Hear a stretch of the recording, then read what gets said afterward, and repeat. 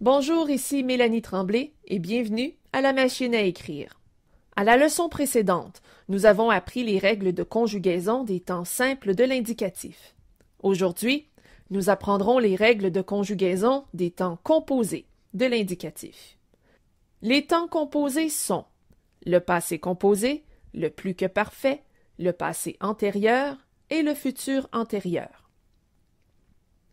Vous vous posez peut-être la question: qu'est-ce qu'un temps composé? En fait, les temps composés comprennent deux éléments, un auxiliaire et un participe passé.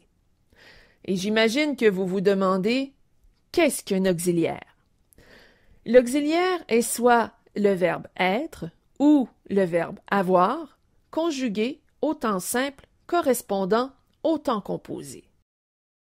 Mais pourquoi avoir des temps composés? Les temps composés expriment l'action passée du verbe conjugué au temps simple. La forme composée du présent est le passé composé. Le passé composé exprime donc le passé de l'action du verbe au présent. La forme composée de l'imparfait est le plus que parfait. Le plus que parfait exprime le passé de l'action du verbe à l'imparfait.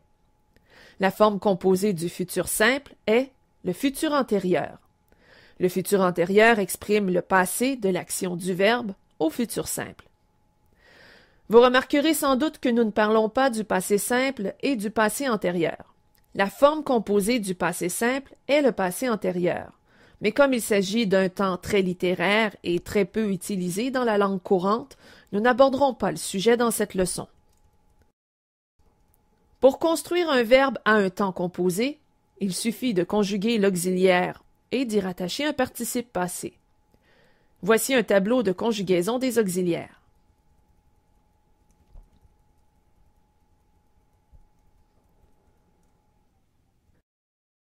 Pour construire le passé composé, vous choisissez les auxiliaires du présent.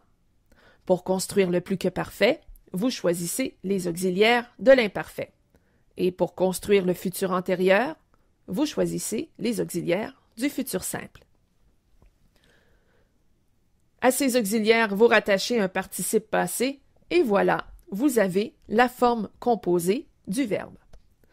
Par exemple, le verbe chanter. Au passé composé, j'ai chanté.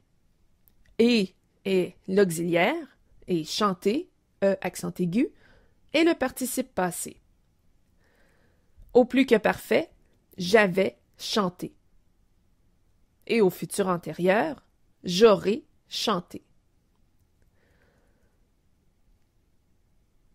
Un autre exemple, le verbe partir.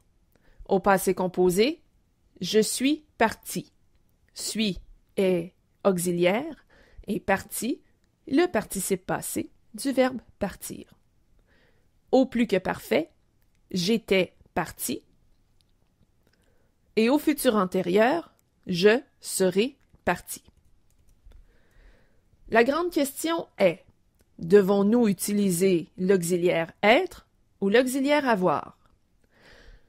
La réponse à cette question est entre les mains de Mrs. Vandertramp. Chacune des lettres du nom de Mrs. Vandertramp correspond à un verbe qui se conjugue avec l'auxiliaire être. Évidemment, cette liste ne comprend pas tous les verbes qui se conjuguent avec l'auxiliaire être, mais cette liste est un bon point de départ. Exerçons-nous un peu. Conjuguez les verbes suivants. Le verbe mourir au passé composé. Il a est mort. B sera mouru. Ou C étions mouru. La bonne réponse est A. Il est mort. Le verbe écrire au plus que parfait. Il a écrit. B avait écrit. Ou C aura écrit.